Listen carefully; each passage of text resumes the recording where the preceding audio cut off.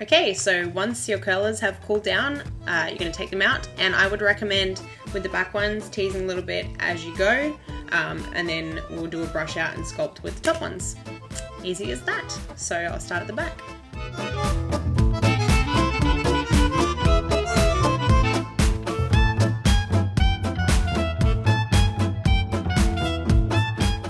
So you see, if you've curled it correctly, it'll be a nice tight ringlety curl, which is what you want.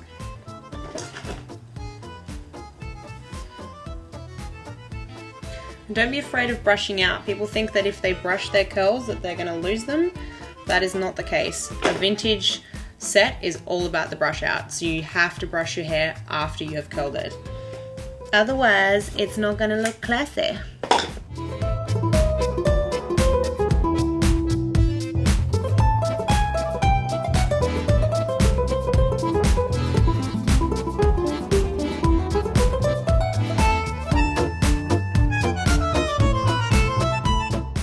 Now, when I'm doing this, I don't tease too much because 50s was all about the tease, 60s even more about the tease, really big hair. 1940s was actually about looking quite sleek. If you look at pictures of Grace Kelly, Rita Hayworth, early pictures of Elizabeth Taylor in the 1940s, hair was quite flat to the head. It was about sculpting that S-wave at the front and having the sculpting of the back of the hair so that it tucked under. Big hair, like the stuff that you see his vintage touch touring, is very like 50s, 60s kind of feel, and it looks fantastic. I'm not saying it's a bad thing, but what I'm doing today is a 1940s set, so you're going to have a much more slick look. Dita von Teese wears it like that too. She hasn't got a lot of volume at the roots. It's actually quite slick.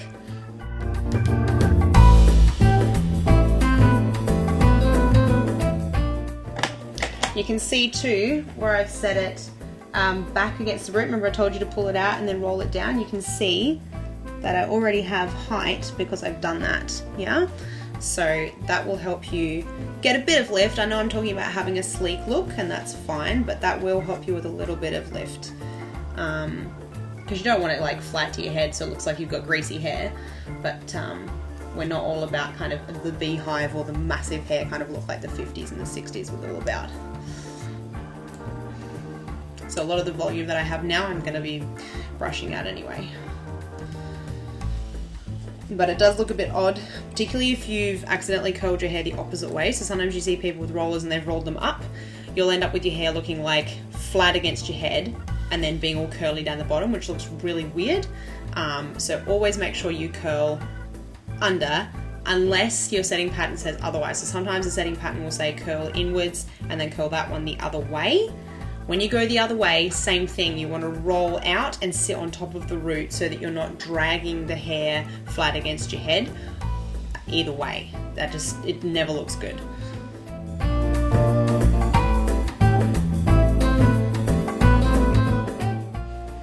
Alrighty, we're getting to this front section. You'll see what I mean about this curl here and why I've done it the way that I have. See how when I pull it out, I get, it's a bit hard in this lighting, but I get a backward swoop here with my hair and then a curl that goes sideways. This will mean that my hair will go out a little bit, so I'll have lift here and I can always pin it back if I want to, but the hair will swoop in and towards my neck, which looks cool. So see, already it's wanting to, don't smack yourself in the face with the comb, it's already wanting to curl in, which is going to make it very easy to curl that way.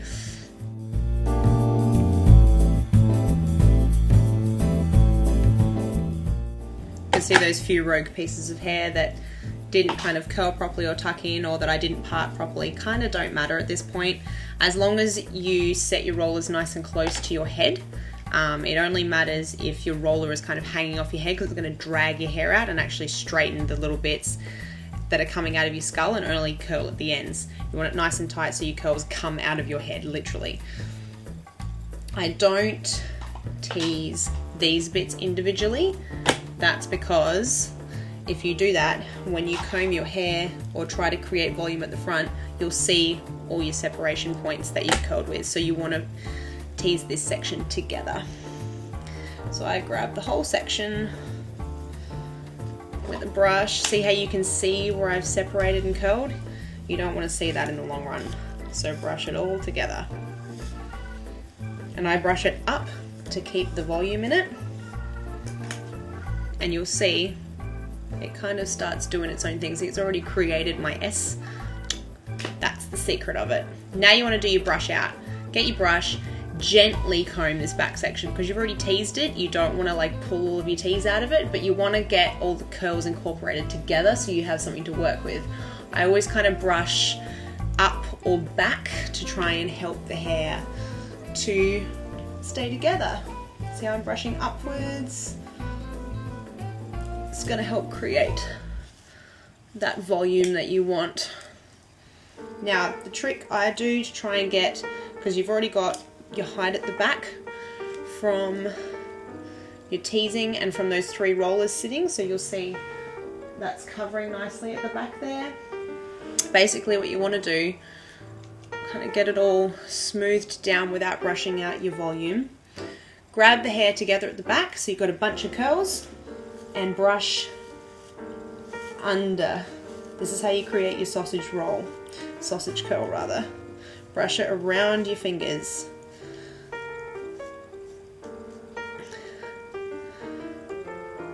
You'll see at the back it starts to create that kind of dip in and then out and under. That's how you create that, brushing it around your hand.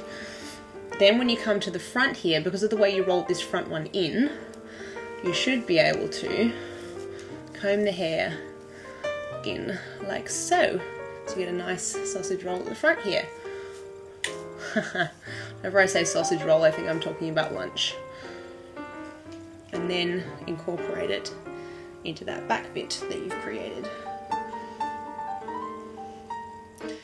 Any little strays you'll be able to spray in. We'll fix the back section last. It's easier to do that than it is to create this front section. So now I always try and draw this hair down a little bit because you'll find the curls will flick into this front section.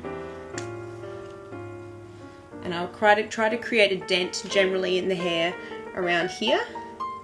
That helps define your volume in the top section of your roots, but it also gives you that nice kick at the back, which is a very 40s look. And I don't worry too much about these curls here because I personally like a bunch of curls at the front, as long as you don't have stray pieces of hair hanging down in this section, because that doesn't look quite as cool.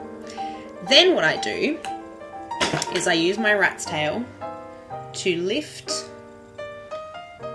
and pin hair into certain places. Now this is my secret to getting a particular look, because some people want that gorgeous defined shape, but I find because my hair is so fine, if I tease too much in this section I lose my curl. So instead what I do is I pin my hair where I want it to go. I'm just going to look in the mirror because it's so much easier, but basically I'm going to pin at the peak of this little bit here to create lift. So I've put it in the top of the curl. Then to create more lift, I find a little point, so I create an S wave in here. See, there's this bunch of curl here. I'm going to collect that together, lift it, and I'm going to help it to create a little dent and S wave here.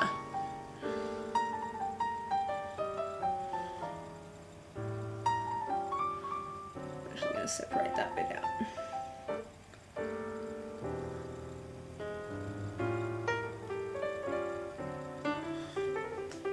And then with these bits, I create all of the shape that I want with pins. Sometimes you need to coax it a little with a comb.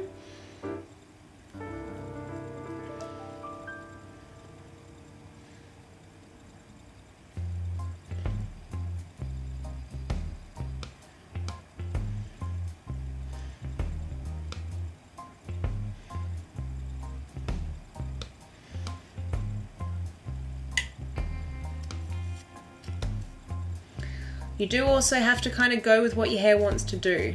Don't force it some other way. You'll end up pushing your curl out of your hair. You are better off kind of pulling at it a little bit and seeing what your hair wants to do.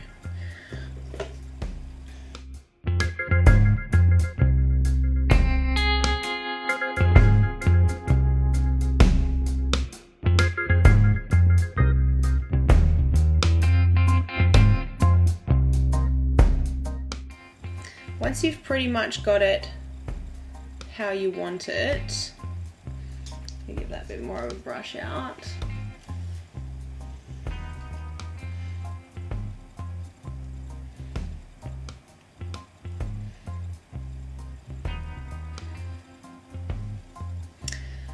Spray the shit out of it. Like, seriously, coat it in hairspray.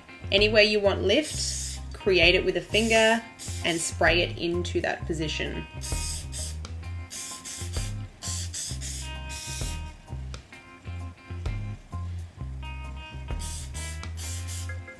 I've got a nice curl going on here. I don't know if you can see it in the light, but I really like it. It's like a little barrel roll. I'm going to spray that a lot. And you can coax as you go with the hairspray. So I'm creating more of a dent in my hair because it's easier to do when the hair is slightly wet from the hairspray than it is to leave it till later. Some of these back bits need dealing with.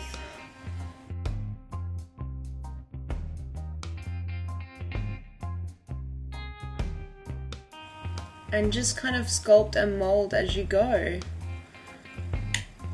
Some things, it's just easier to pin and then spray. So I'm going to pin that bit of hair there that's just doing whatever it wants, then spray it, and then you take the pin out and it will stay there.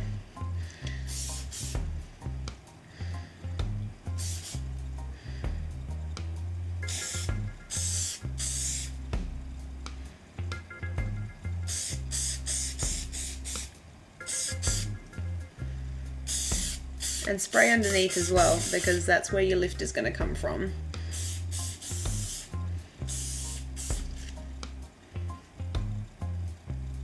If you're like me, I've got a few bits. My hair was in a Maryland cut, so I've got a lot of layers that don't want to incorporate very well. I try and just get them to sit on the bumps. I mean, you just got to kind of deal with things as they come up.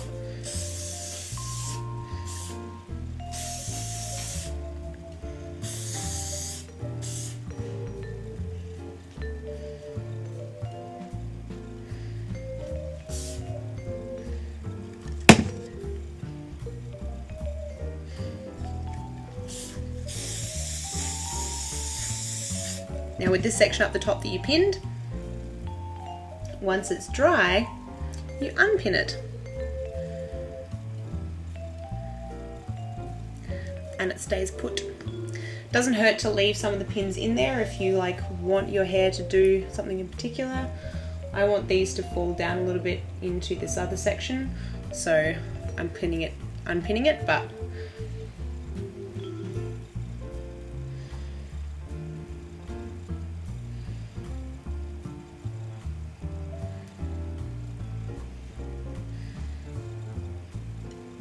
and I'm going to pin this little bit back. Take this pin over here out that I used to lock that hair into place wherever it's gone. There it is.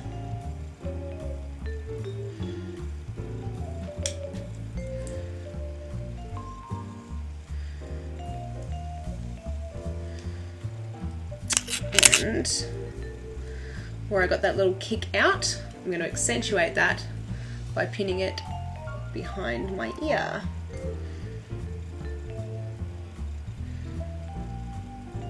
That also helps to accentuate that roll that's coming in here.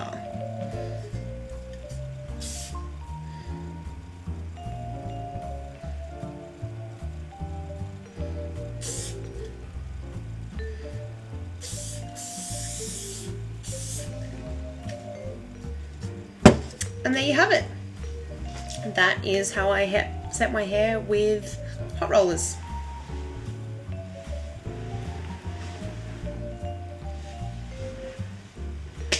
If you would like to know how to do this with pin curls and sponge rollers, like the video and comment below. Otherwise, hopefully this is useful to you and I'll see you on the flip side.